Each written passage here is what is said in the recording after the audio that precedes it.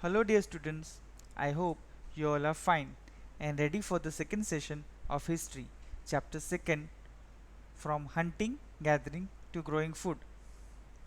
Before starting the session, let us recap our first session.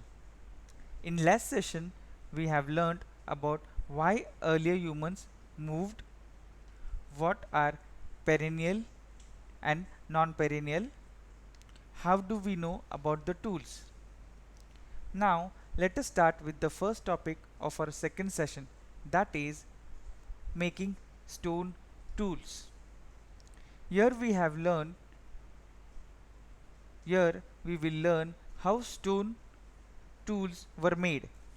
Basically, there were two methods of making stone tools.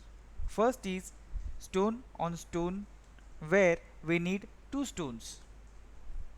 This also had a process. The stone from which we want to make tool of is also called core, and the core stone was hit by another stone. So did you understand? I'll again repeat.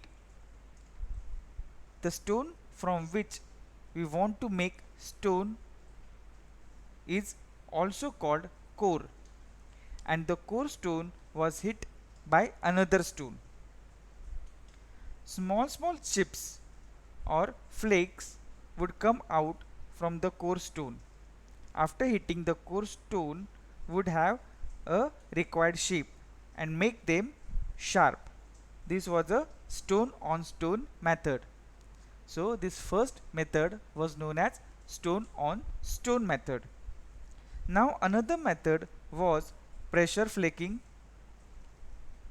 You can remember this by understanding the process which involve pressuring a tool. Make a tool.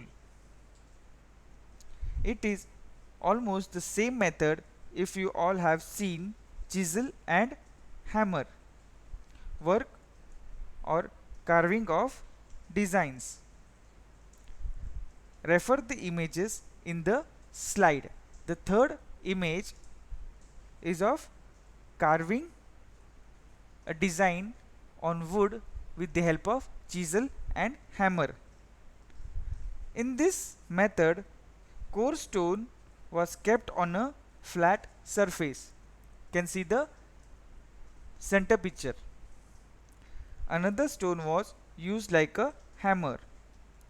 One more stone, which was fine and sharp, was hit on the core stone to give it required shape and size. Tools.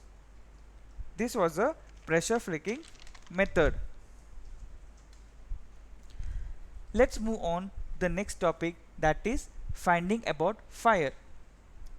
Lakhs of years ago, humans did not know about the fire too. Fire is also one of those things which are necessary for humans, but we take it for granted. Just imagine if there is no fire on earth. We will not be able to cook food.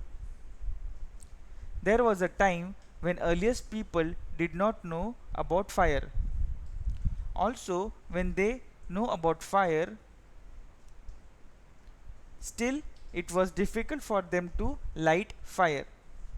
Mastery of lighting or making fire by those people was one of the biggest evolution, because after discovering fire, they used it for the source of light, cooking food, to scare wild animals. Look at the images in the slide for referral. The first picture is they are making light. Then you can see the last picture, they are scaring wild animal. You can see in the third picture that they are cooking the food. In the second picture, it is used as a source of light. We have found traces of fire in Kurnool caves in India. So here we understand this Kurnool cave was one of those selective places where earliest people or human used fire. Now we will learn about changing environment. Here we will learn about agricultural revolution. Around 12,000 years ago, Earth had an atmospheric change. Earlier it was quite cold and then it became a little warm. Since the climate changed warmer, different type of grasses started growing, which created different grasslands. As grasslands increased, the grass-eating animals like cow, buffalo, cattle, goats increased in numbers. Then people started petting those animals. They started herding or rearing. Herding means keeping animals in herds, and rearing means raising a young animal. Basically, humans started use of those animals. When grasses grew and grasslands increased, some grasses had grains. Humans realized those grains could be used to make good food. Also, those grains could be stored for further use. This was one of the best thing humans found. So, humans in different parts started growing crops. The grain which were grown were basically maize, barley, wheat and rice. Now, as people started growing crops, it was not still easy as they had to water those crops timely. They had to guard those crops from animals so that they may not damage the crops, or had to save grains ready crops from birds which may come and eat the grains. Cutting the crops when ready and again growing the crops. This was not an easy task for the humans. This growing of crops needed great care, time and dedication. But as it was comparatively easy to store, so people hardly got time for hunting, gathering and wandering. As due to growing of crops, they had to settle at a fixed place. This is how people started settling permanently at a fixed place. As now they had stored grains to eat, they did not had to depend on hunting or gathering food anymore. Next topic is names and dates. If we divide human history timeline into different parts, the first part is called Paleolithic age. Paleo means old, lithic means rock. So Paleolithic means old rock, which means earliest humans used tools made of big stones to kill animals or to extract food from plants and trees. This Paleolithic age covers 99% time of human history. It started around 2 million years ago, that is around 20 lakhs years ago, which carried on till 12,000 years ago, which is very long time. Next part is Mesolithic age. Mesio means middle, small, lithic means stones. Mesolithic means humans started using small tools. This is also called microlith. Microlith means small tools. When people started making spears and arrows from small stones. After that came Neolithic age, which started around 10,000 years ago. Then prehistory started after it, and then modern history. Next topic is rock painting and ostriches. As early humans stayed in rock caves, we can find rock paintings in such caves, which also means earlier human painted the things that they saw around.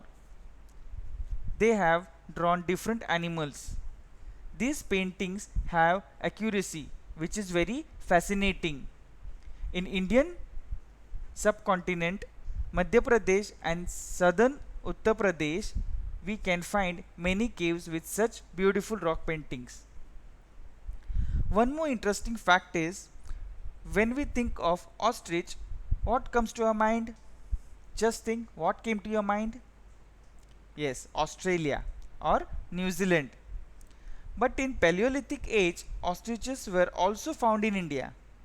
We learned this when we found many shells of ostriches.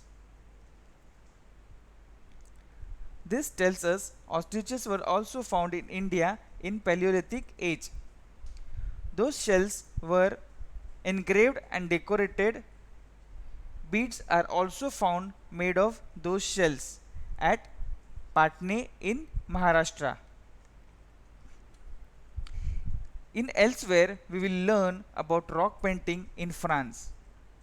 Around 10,000 to 20,000 years ago, people in France have made rock paintings. These paintings had wild animals painted in bright colors. Those paintings were very beautiful. If we look at that period, the bright colors used for those paintings were made from minerals like iron ore, charcoal. We do not know the specific reason behind those paintings, but we can assume the paintings were made for some special occasions or specific rituals. With this topic, we have finished our second chapter. But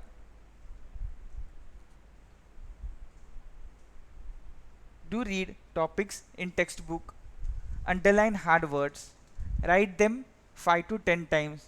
Also read slides in the videos and listen to the video carefully. Refer the images in the slide for better understanding. Next session will be sending question and answers. Write them in your notebooks and recite them well. Thank you. Stay blessed.